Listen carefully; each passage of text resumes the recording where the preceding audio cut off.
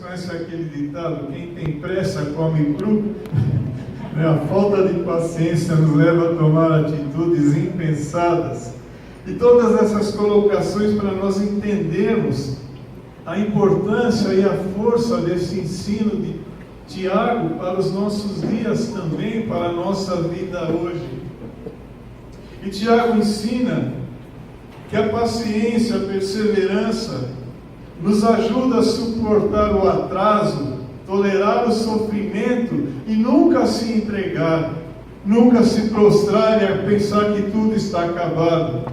Tiago ensina que o verdadeiro cristão aprende a permanecer debaixo de sofrimento sem perder a paciência ou explodir.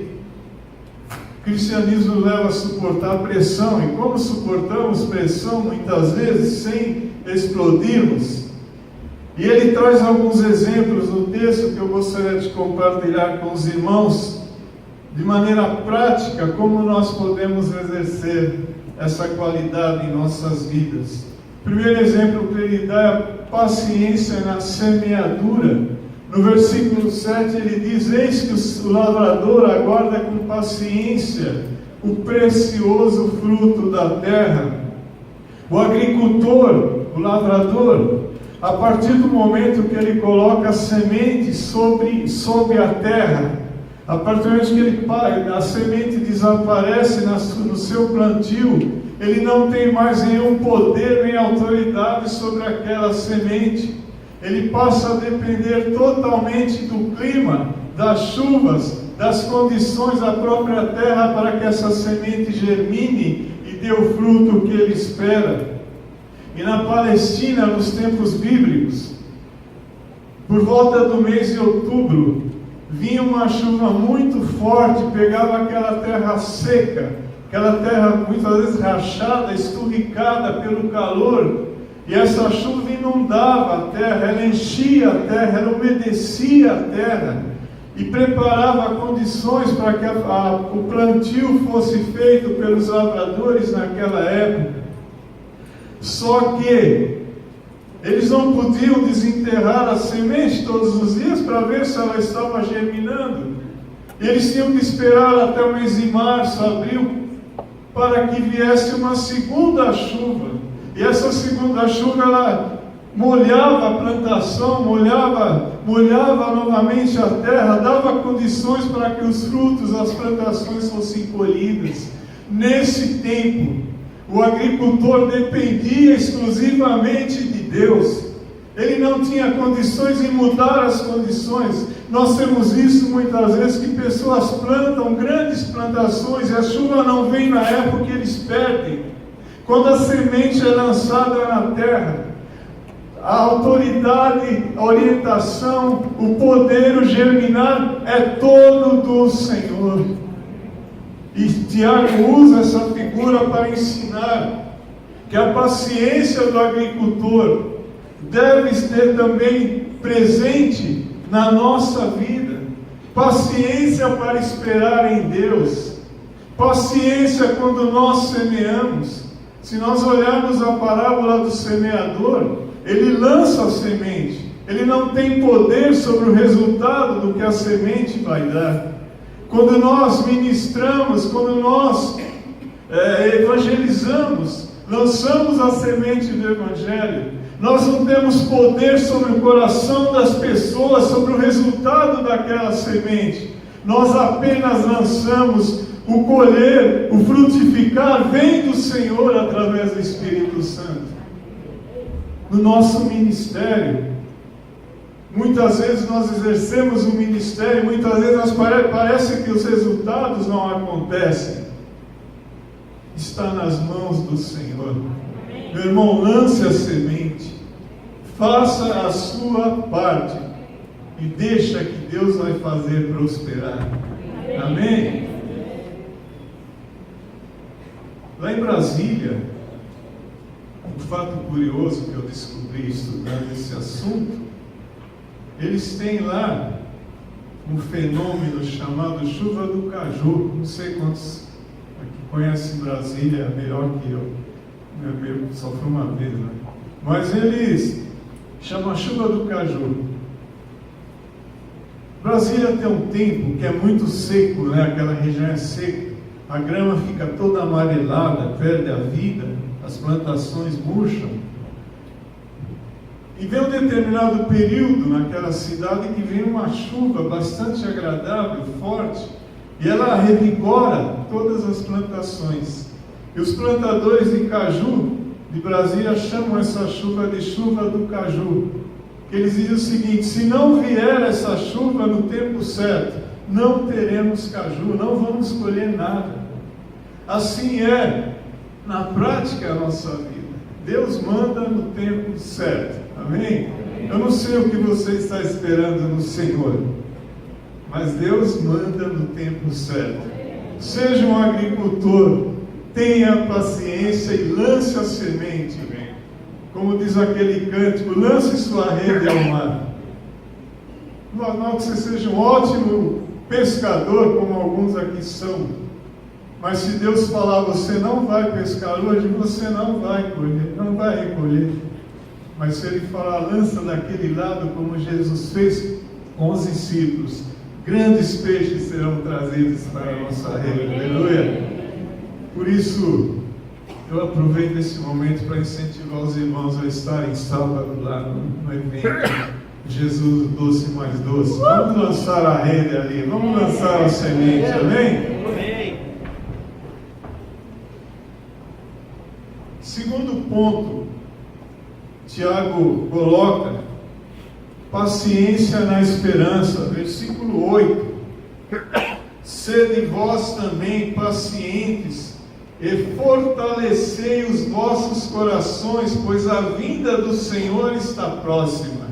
Amém. Sede pacientes e fortalecei os vossos corações. Paciência na esperança. Nos versículos 7, 8 e 9, Tiago repete essa questão da segunda vinda de Jesus. Estava relendo Pedro, segunda carta, que Pedro fala que muitos zombavam naquela época dos cristãos com relação à segunda vinda. Muitos hoje zombam quando se fala na segunda vinda. Muitos acham que é uma coisa que nunca vai acontecer, Jesus não vai voltar. Mas a palavra traz no Novo Testamento aproximadamente 300 versículos que falam sobre a segunda vinda de Jesus. E nós temos que crer nisso com toda a força do nosso coração. Nós esperamos a vinda do Senhor. Você espera? Nós esperamos que o Senhor vai voltar. O Senhor prometeu e a palavra do Senhor é fiel. Quando Ele vem, não sei. Pode ser agora, pode ser amanhã, pode ser mais tarde. Mas Ele virá, porque Jesus jamais falha na sua palavra. E Tiago ensina a igreja para eles se fortalecerem na esperança que o Senhor viria. Desde a igreja primitiva já existia essa perspectiva que Jesus voltaria. Jesus prometeu que viria e Ele vai cumprir a sua promessa. Eles esperavam que naquela época da igreja primitiva, nos tempos dos apóstolos, Jesus voltaria. Imaginavam, quem sabe, que Jesus foi para a glória, ficaria ali um pouco e já voltaria para recolher os seus servos, aqueles que andavam com Ele. E até hoje nós esperamos o Senhor. Eu me converti com um canto que dizia exatamente: Cristo vem me buscar, para o céu me levará, e o Cordeiro prometido voltará. Quando eu ouvi essa mensagem, para mim foi uma paulada, foi um impacto tão forte, que eu não consegui resistir a essa mensagem do Senhor. Cristo vai voltar, e nós temos que esperar com perseverança, com fé, com paciência, na segurança que nós estamos nas mãos do Senhor. Mateus 24, 36, Jesus dá essa esperança, dizendo: mas a respeito daquele dia e hora ninguém sabe, nem os anjos dos céus, nem o Filho, somente o Pai.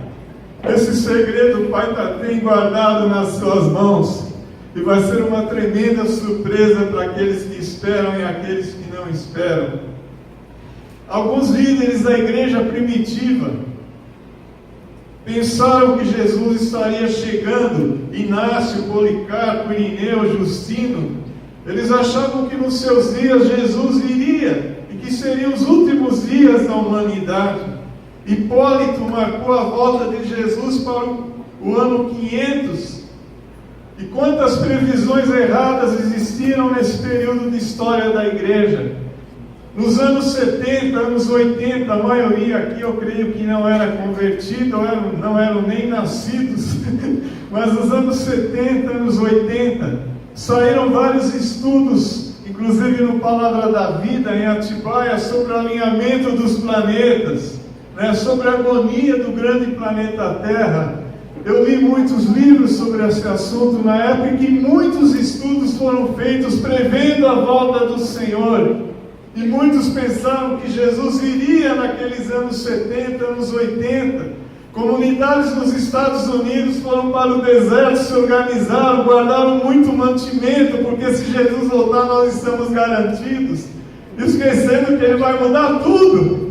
Não vamos precisar se preocupar com a macarronada, com feijão, com arroz, que Ele vai nos alimentar para a eternidade. Nós vamos para a glória dEle.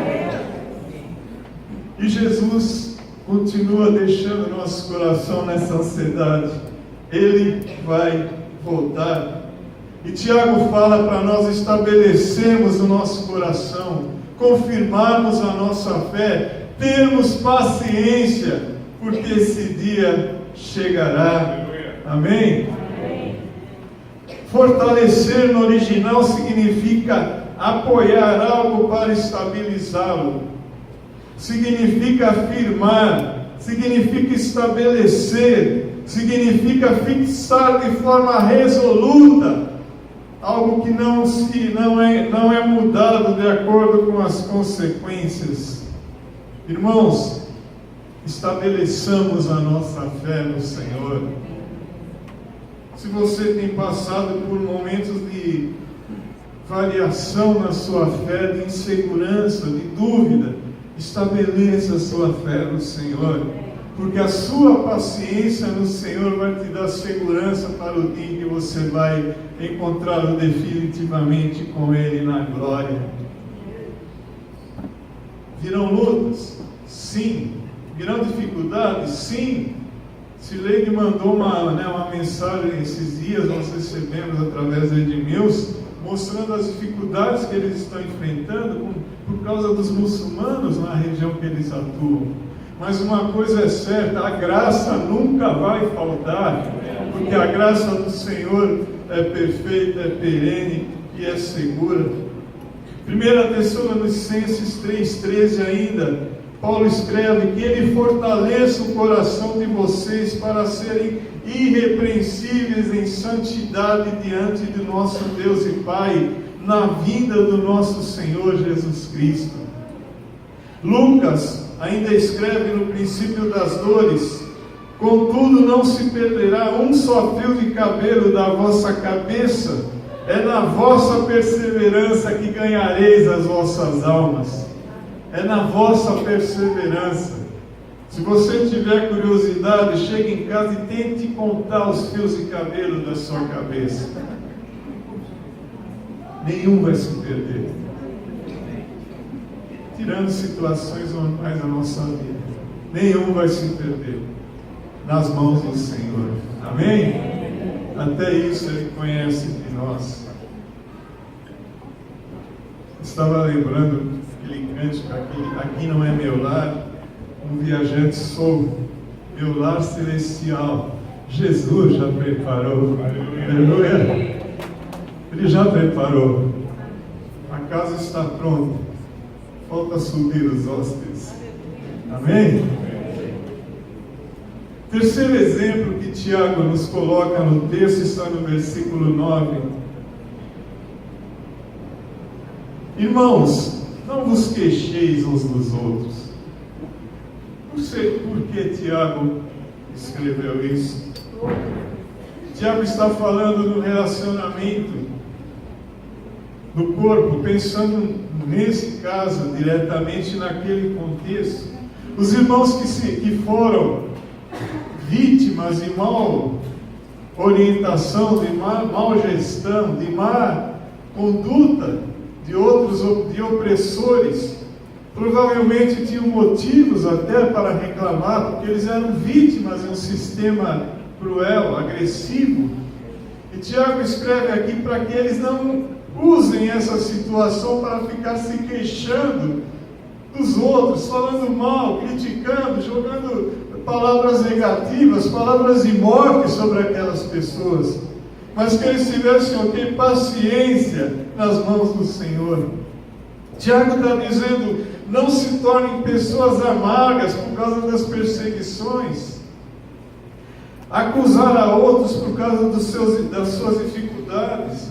Os nossos problemas pessoais não dão motivos para nós acusarmos outras pessoas, falarmos mal de outras pessoas, falarmos mal. Os nossos problemas pessoais, segundo o Tiago ensina, devem ser tratados com Deus. Deus vai nos capacitar e nos dar condições para vivenciarmos cada experiência na nossa vida. Os nossos irmãos não têm nada a ver diretamente com nossos problemas que muitas vezes enfrentamos na família, como nós estamos enfrentando hoje. Então, não adianta chegar e jogar na culpa nos outros. É isso que ele está dizendo em uma linguagem simples e clara. Se você perdeu o emprego, por exemplo, os irmãos não são culpados se você está desempregado, mas existe o corpo para te segurar e te socorrer na hora certa. Então o Tiago ensina a paciência nesse sentido, para nós não sairmos jogando bomba, fogo. Tiago adverte que as críticas de uns contra os outros põem a pessoa que fala em perigo de julgamento. Se você ler no versículo, ele coloca que o juiz virá. E quando você se torna um crítico, quando os irmãos se tornavam críticos daqueles que os oprimiam naquela época, eles estavam se colocando sob o juízo de Deus. E o juízo vem para todos, justos e injustos. E nós temos que aprender a andar no Senhor e praticar a justiça e glorificar o seu nome. A queixa contra os outros é claramente uma tentação que acompanha a pressão das circunstâncias difíceis. A paciência, a fé, a confiança em Deus e nas suas promessas ajudam a fugir de tal comportamento. Cresçamos na fé, cresçamos na presença do Senhor, na paciência, no andar com Deus, e esses costumes negativos irão desaparecer aos poucos da nossa vida, até um dia que nós teremos apenas palavra de louvor e glorificação do nome de Deus. Efésios 4:2 diz: com toda a humildade e mansidão, com longanimidade, suportando-vos uns aos outros em amor. Muito bonito esse versículo, mas olha o versículo 1: andeis de modo digno da vocação a que fostes chamados. Não sai por aí falando mal dos outros, tá? Não sai falando mal. É isso, vocação, nós somos chamados para essa vocação, para andarmos com Deus com humildade, mansidão, longanimidade, suportando-nos com paciência. Esperei com paciência no Senhor, e Ele se inclinou para mim, e quando eu clamei por socorro. Ninguém melhor que Deus para conhecer a nossa vida, a nossa intimidade, o nosso interior. Situações de amargura causadas pelo contexto em que viviam os cristãos e que nós muitas vezes vivemos antes, não devem ser motivos para murmuração. O cristianismo não deve ser um fardo, mas uma bênção. Amém? O cristianismo não é um fardo. Temos fardo, passamos por cargas, sofremos muitas vezes perseguições, situações ruins, mas o cristianismo em si é uma bênção. Quando nós olhamos, fazemos a contabilidade da nossa vida, desde a conversão até hoje, nós temos muito mais motivos para louvar e glorificar o nome de Deus do que motivos para reclamarmos. É ou não é? Você concorda, Paulo? É exatamente isso. No ano que vem eu completo 42 anos. Jovem, de conversão. Conversão. Quando eu olho na balança da minha vida, esses 42 anos, eu vejo o quanto eu ganhei. Se eu for fazer uma lista do que eu tenho que reclamar, do que eu tenho para agradecer a Deus, é muito maior a lista de agradecimentos e louvor a Deus. De idade eu tenho 69, a quem interessar possa. Antes que fique uma perguntinha aí. Mas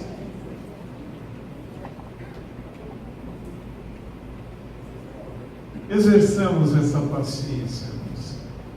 Quando vier a tentação de a língua funcionar de maneira negativa, na contramão, de errar o alvo, não morde a língua com força que dói, mas dá uma segurada, né? Tá? Pensamentos que eu gostaria de deixar com os irmãos. A proximidade do dia escatológico não é apenas um ímpeto para se olhar para o julgamento dos pecadores, mas também é uma advertência a que a pessoa examine seu comportamento, de modo que quando aquele cujos passos se aproximam finalmente bater a porta, ela possa estar preparada para abri-la. O Senhor que vem é também o juiz cristão. David escreveu isso. O Senhor vem julgar os ímpios, mas também vai julgar os seus filhos. E Tiago está chamando a atenção na igreja aqui para isso. Você também vai comparecer diante do Senhor. Não pense que você vai ser separado, bonzinho do meu pai, fica aqui. Não. Então nós temos que estar atentos a isso. Quarto exemplo que Tiago usa no texto, exemplo prático, versículo 10. Irmãos, tomai por modelo no sofrimento e na paciência os profetas, os quais falaram em nome do Senhor. Se tem alguém que sofreu, pagou um preço alto, foram os profetas. Se existem pessoas que foram tratadas de maneira dura porque serviam ao Senhor, foram os profetas. A nossa vida é mole, é tranquila, nossa vida é um mar de rosas diante do que servos do Senhor já passaram. Eles tiveram que exercer a paciência e resistência no meio das aflições. Eles vivenciaram sofrimentos, perseguições, incompreensões. No último versículo das bem-aventuranças, Jesus usa o exemplo dos profetas para animar os seus discípulos a continuarem servindo ao Senhor. Eles venceram lutas, eles tiveram paciência para andar com o Senhor, mesmo contra toda a maré que vinha contra eles, eles se mantiveram firmes.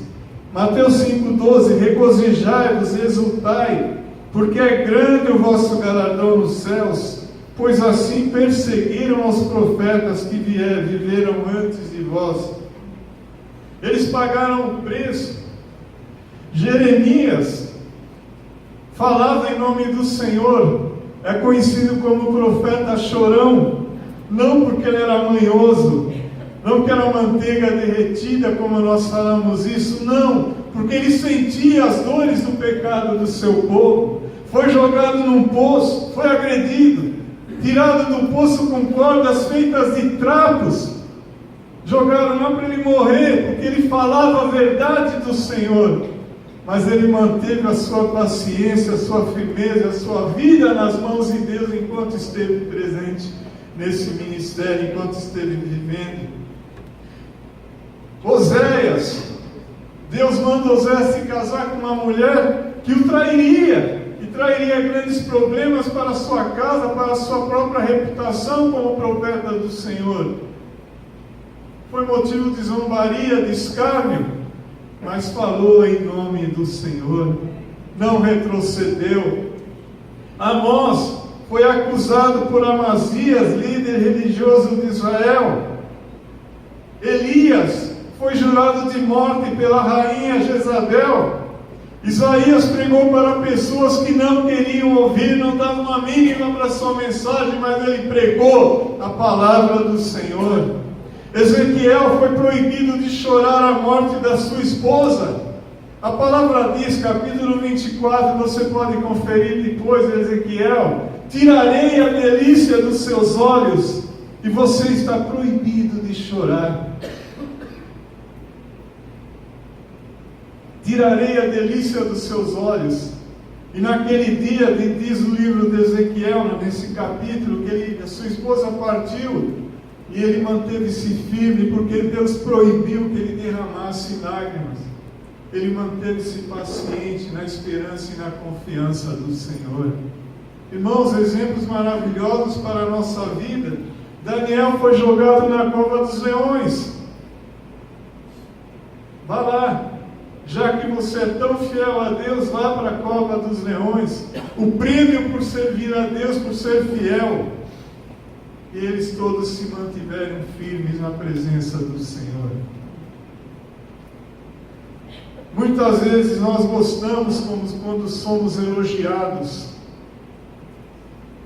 Mas Deus gosta quando nós incomodamos o mundo, como fizeram os profetas, exercendo esse dom, essa qualidade, sem vacilar na presença do Senhor. João 17,14 diz: eu lhes tenho dado a tua palavra, o mundo os odiou, porque eles não são do mundo, como também eu não sou. Não podemos esperar afagos do mundo, não podemos esperar só elogios do mundo. Temos que estar preparados para exercermos toda a nossa condição diante do Senhor, exercer nossa paciência, nossa capacidade de servir ao Senhor, mesmo na adversidade. Ser cristão em paz é uma bênção. Agora, nas lutas, não é? É difícil. Quinto ponto. Ele usa como exemplo a paciência de Jó. Eu prefiro falar paciência em Jó. Todo mundo, mesmo fora do contexto, que não conhece a Bíblia, não é cristão, quando fala em paciência, Jó. E a imagem que nós temos de Jó é aquela imagem de um homem na frente de uma casa, sentado numa cadeirinha, quem sabe que sobrou de tudo que ele perdeu, olhando para uma terra devastada, totalmente coberto de feridas, mal vestido, sujo, porque ele se jogou a terra sobre si para demonstrar sua tristeza, sem família, sem esperança, sem nada. Eu tentei até achar uma imagem, não consegui na internet. Mas nós pensamos em Jó como uma pessoa acabada. A esposa de Jó falou para ele o seguinte: amaldiçoa a Deus e morra. Que conselho, que mulher sábia, que exemplo para falar, para ser usado. Amaldiçoa a Deus e morra, você não serve para mais nada. Essa é a imagem que nós gravamos de Jó quando lemos. Nós esquecemos que a palavra diz que Jó era íntegro. Jó andava com Deus, Jó conhecia Deus e Deus conhecia Jó. Daí vem a paciência de Jó. Irmãos, paciência não é resignação. Isso é importante nós termos bem claro. Não é resignação. Eu vou esperar em Deus porque eu não tenho outra alternativa. Não. Nós vamos esperar em Deus pacientemente, porque Ele é o único que pode nos dar a mão e nos levantar e nos conduzir em todas as situações da nossa vida. Não é ser resignado. Deixa acontecer. Não. É nós estarmos conscientes da nossa posição. Muitas vezes nós sofremos calados, para não demonstrarmos para as pessoas a dor que está passando no nosso coração, para não parecer que nós somos fracos. Jó não fez isso. Nós não podemos imaginar um Jó sentadinho ali, esperando o tempo passar até que tudo se acabasse. Jó chorou, Jó lutou, Jó reclamou, Jó discutiu com seus amigos. Vocês não sabem o que estão falando, vocês estão falando coisas que vocês não entendem. Jó não escondeu a sua dor. Estou sim passando por esse momento, mas a paciência de Jó estava no Senhor, a esperança de Jó estava no Senhor. Os dois textos que eu mais aprecio no livro de Jó, eu gostaria de tomar liberdade de ler com os irmãos, que vão além dessa questão só de ter paciência. Em Jó 19, 25 a 27, ele diz o seguinte: porque eu sei que o meu Redentor vive, e por fim se levantará sobre a terra, depois revestido este meu corpo da minha pele, em minha carne verei a Deus, vê-lo-ei por mim mesmo, os meus olhos o verão e não outros, de saudade desfalece o coração dentro de mim. Eu sei que o meu Redentor vive.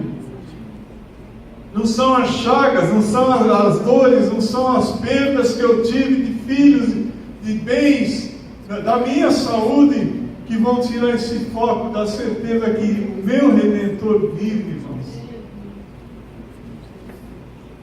É fácil falar isso quando está tudo bem, mas é difícil no momento de luta nós declararmos: eu sei que o meu Redentor vive. Quando o inimigo vem com todas as setas malignas disponíveis no seu arquivo secreto para nos atingir, e muitas vezes Deus fala: fique quieto, não abra a boca, ouça apenas. E Jó 42, 5 e 6, versículos muito conhecidos: eu te conhecia só de ouvir, mas agora os meus olhos te veem. Por isso me abomino e me arrependo no pó e na cinza. Irmãos, paciência no Senhor, esperar em Deus, nos ajudam a conhecer a Deus. Muitas vezes eu creio que Deus nos faz parar um pouco, tirar um pouco o pé do freio, para nós darmos uma atenção maior para Ele. Mesmo um pastor contava que Deus queria falar muito com ele, queria tratar com a vida dele, só que ele não tinha tempo. E ele sofreu uma enfermidade, ficou um tempo num leito de enfermidade. Ele falou: nesse tempo Deus tratou comigo, eu revigorei minha vida com o Senhor. Lógico, eu não desejo isso para ninguém, nem para mim. Mas Deus quer falar conosco. E muitas vezes a nossa falta de paciência não permite que Deus nos deixe ouvir a sua voz.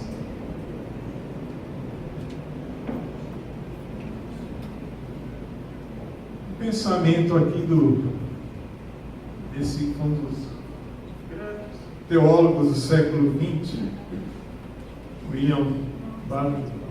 A submissão de Jó não é daquela que se arrasta aos pés de alguém, passiva e que a nada questiona.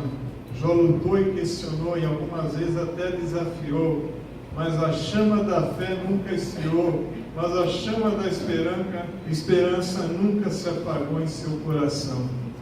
Irmãos, pode apagar tudo, mas a fé, a chama da esperança em Deus sempre está acesa em nosso coração. Essa é a esperança que Jó nos deixou, o exemplo que ele nos deixou. E Tiago termina esse texto no versículo 12, falando sobre um assunto que aparentemente está completamente fora do contexto, né? Acima de tudo, porém, meus irmãos, não jureis. Interessante, né? Não jureis. Você ainda tem o hábito de jurar? Hoje eu vou no grupo cadeiro. Vai, juro que eu vou. Você tem esse hábito ainda? Tem aqueles que, para ser mais, eu juro por Deus. São hábitos que nós trouxemos, já vem de muito tempo e às vezes demora um tempo para nós deixarmos. Ele não está falando aqui no texto sobre o juramento que nós fazemos no tribunal. Se você for testemunha no tribunal, você vai falar: você jura ou promete falar a verdade, somente a verdade e nada mais que a verdade? Você tem que jurar que vai falar a verdade. É uma questão legal. Mesmo na lei do povo de Israel, existiam situações em que era permitido um juramento que não era pecado. Mas ele está tratando aqui de juramentos que nós fazemos para nos livrar de apuros. Aí é outra história. Você pisou na bola numa situação, aí outro, eu juro que não fui eu. Esse tipo de situações que criança fala, não, eu juro que foi ele.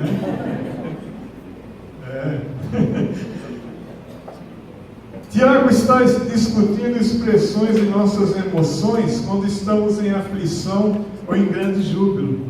Quando nós estamos em aperto, nós podemos jurar para se livrar do aperto, não é? E quando nós estamos muito bem, cheios de gás, com toda a força, nós podemos jurar para mostrar que nós somos o cara. Vou dar um exemplo. Uma vez um casal me procurou para tirar os filhos deles das drogas.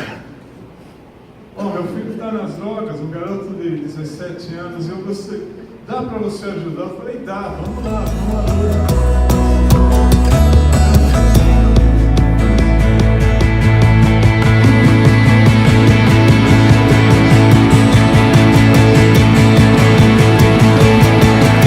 A mãe dele virou para mim e falou: se tudo der certo, a primeira coisa que eu quero fazer na igreja é dar o dízimo. Falei, não vá na igreja só para dar o dízimo. Até hoje, exatamente 24, 25 anos que eu estou esperando. Então ele me dá o dízimo, para nós não importa, mas a vida dessa família nas mãos do Senhor. Então às vezes nós somos momentos de alegria, a gente faz promessas mirabolantes, e depois vem a realidade, a gente percebe que não era bem aquilo. Por isso o Tiago está ensinando não jurar. Ele está falando do uso irreverente do nome de Deus. Tiago está dizendo que o nosso falar deve ser um falar seguro, que nós não devemos empenhar desnecessariamente a nossa palavra.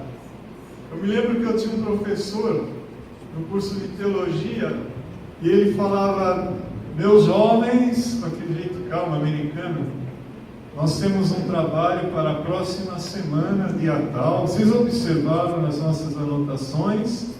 O trabalho deverá ser entregue no próximo dia, sem falta. O que passar disso é de procedência maligna. Nunca um aluno atrasou o trabalho. Nunca. Até hoje eu me lembro daquela voz macia falando no nosso ouvido, Nos tempos bíblicos, as pessoas juravam com muita facilidade e tomavam as coisas santas como a valícia das suas palavras. Então juravam por qualquer motivo. Existia uma ideia seguinte: se a pessoa jurou, mesmo que ela falar uma mentira, passa a ser verdade. Isso vem até o dia de hoje, A gente pegou essa cultura que arraigou-se, no coração do ser humano. E Tiago deixa claro que um cristão não mente, ele fala a verdade. Simples assim. É só não mentir. Você não precisa jurar. Fala a verdade. Simples. Muito simples. E por que a gente não consegue fazer isso? Por que é tão difícil para as pessoas? Porque é mais fácil tentar arrumar uns atalhos. Existia um jogador de futebol do Santos, eu vi na internet, eu não acompanho muito esse noticiário, mas eu vi na internet e me chamou a atenção. Eles estão tentando recuperar esse rapaz de drogas, tudo, o clube está investido nele. E uma vez ele ligou falando que não ia treinar porque a avó dele tinha morrido. O pessoal da diretoria ficou preocupado, com dó, e ligaram para a casa dele. Quem atendeu o telefone? A avó.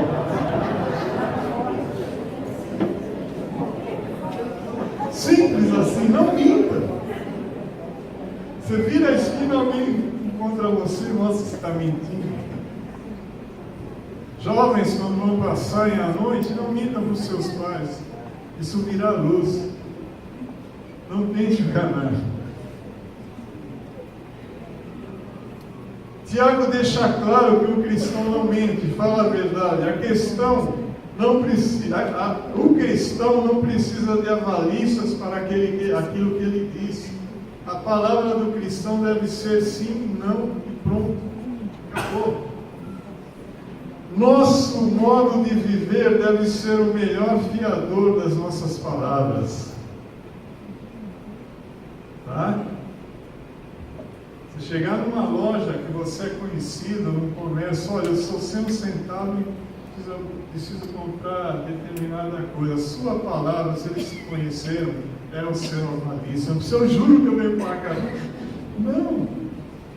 A sua palavra é o que vai fazer com que você seja reconhecido ou não. A sua conduta, o seu caráter. E um pensamento aqui: em grandes emoções surgidas nas lutas da vida, nunca devemos permitir que os juramentos frívolos e a blasfêmia e irreverência sejam a nossa expressão de tristeza. Vamos permitir, irmãos, vamos ser centrados no Senhor. A nossa esperança está em Deus, no Senhor que criou os céus e a terra. O resto é o resto. O Senhor é o nosso juízo, o Senhor é o nosso Deus, o Senhor é o nosso pastor, o Senhor é o nosso Pai. Precisamos aprender a ter paciência enquanto damos pequenos passos adiante, plantando sementes que produzirão uma colheita de cura e restauração. Deus fará brotar as sementes que plantamos, transformando nossas vidas de dentro para fora. Amém? Cada passo, cada degrau que nós subimos são sementes que nós estamos plantando.